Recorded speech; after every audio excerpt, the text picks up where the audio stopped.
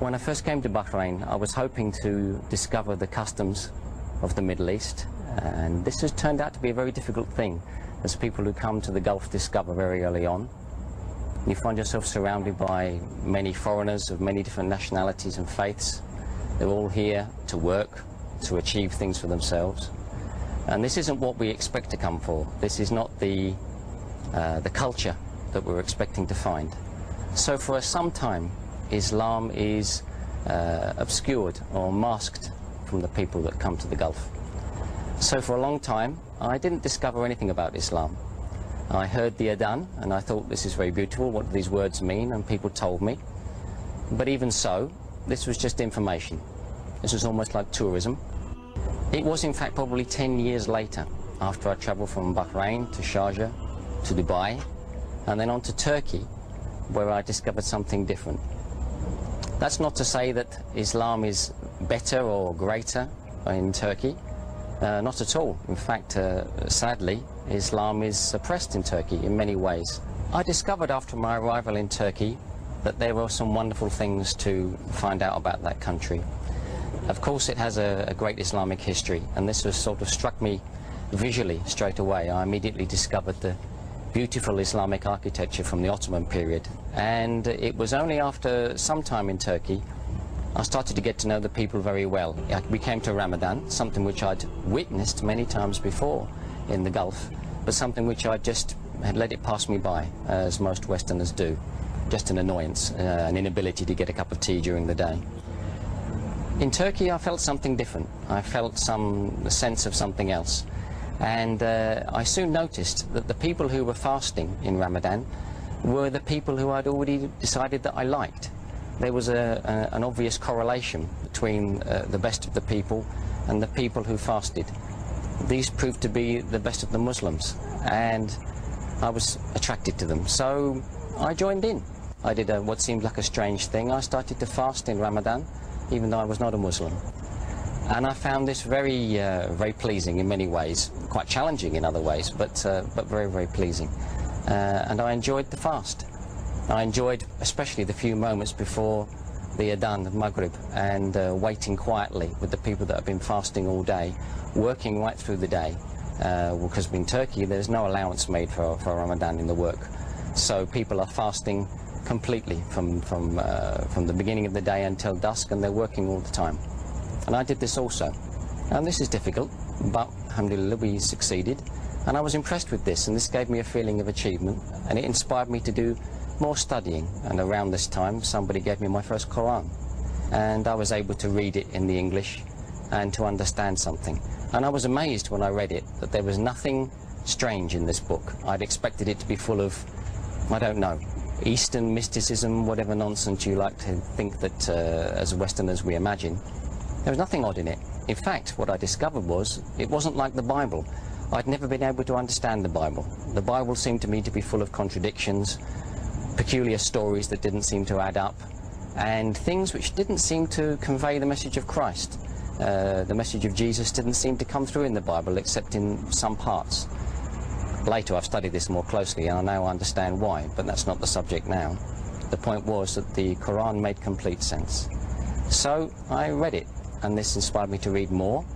I read the biography of the Rasul and the life of Prophet Muhammad ﷺ, and this inspired me also. This was also very, very interesting. Clearly this was a great man in history. So this was facts, something that I could relate to as a Westerner, interested in logic. And I followed this. And I continued to follow it, but still nobody was doing any serious dawah to me. Nobody was trying to convince me that I should change my ways in any other way. So I became, if you like, an abstract scholar of Islam. I could have taken a qualification in Islamic studies, but this is of no real value if you don't intend to do something with it. And sadly I didn't. After I returned from Turkey to Dubai, by Allah, I found myself working for some very excellent people, and the person who was my boss became one of my great friends and still is to this day. In the evening after work we would discuss, or maybe we would go out for some dinner, maybe a little bit during the office also, and he would help me to study the right things and talk to the right people. answer some of my questions as best he could. But still he could see my objections were all to do with logic. All of these questions about custom and practice, all of these things that were born out of my secular upbringing. I'd never really been a Christian, I'd just been some sort of atheist or agnostic. I continued to ask questions, and they were questions he couldn't necessarily answer himself. Fortunately, after some time, I think it was maybe after at least a year, some men came into his orbit, some businessmen, some European Muslims, who were trying to start a great project. Their project, particularly at that time, was the wish, the great desire to reintroduce the Islamic gold dinar as the currency of the Muslims. This seems like, even now, seems like an awfully big desire and a huge goal, and it was then, it remains so. But he brought this to me and he said, "Hey, you're a finance man, what do you think of this? There's some European Muslims who are trying to bring a practical aspect of Islam.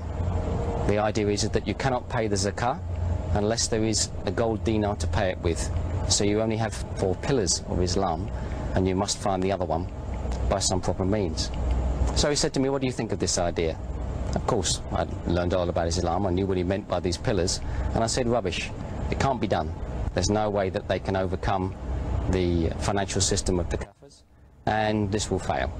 And he said, "Well, why don't you come and tell them this?" I think I was in a bad mood, and I said, "Yes, sure, I'll tell them." And so he took us out, and I met these men. They were Spanish and Germans, spoke English very well, very educated, very wise, great scholars. They'd reverted to Islam 10, 20 more years before, and their knowledge was very great. These men are still doing great dawah all over the world. So we discussed. We went to this restaurant, and we talked and we talked. We started with their dinner, and I asked my questions. And for the first time, I started to get answers that I couldn't challenge. They weren't just answering my questions from a religious point of view, but they were also answering from a point of view of logic and all the scientific sense that I thought I had and I thought I had as my objections, and arguing these points of religion and philosophy. And at 1 o'clock in the morning, and it was a Wednesday night in the middle of the week, they said to me, "So, do you have any more questions?" And I said, "No, I don't. I've run out of questions."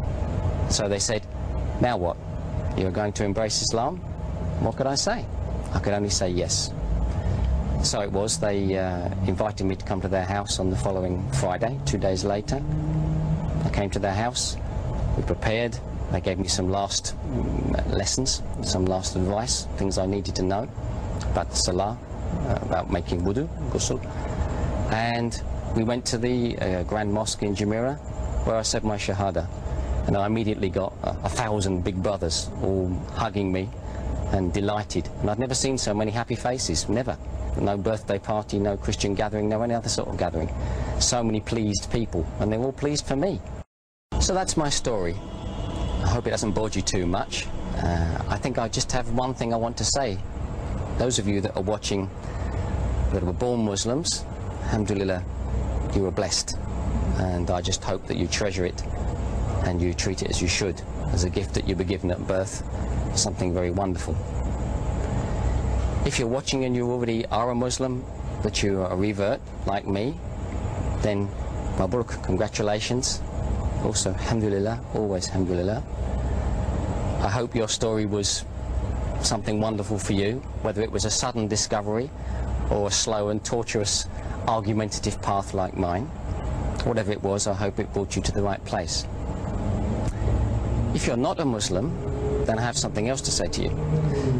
That is, look at me now, some ugly old man, but I'm very happy. Happier than I've ever been, more satisfied than I've ever been. All the doubts and fears, all the desires and longing for the wrong things, material things, stupid things, things that just belong to this life, that no matter what I collected, after 70, 80, 90 years, if I'm lucky, I would have to give them all up. I've swapped that for something permanent. I'm not going to lecture you, you know, if you don't want to listen to it, you don't have to listen. Just see what I have on my face. I'm happy. You could be happy too. This is something you should consider. I hope you will.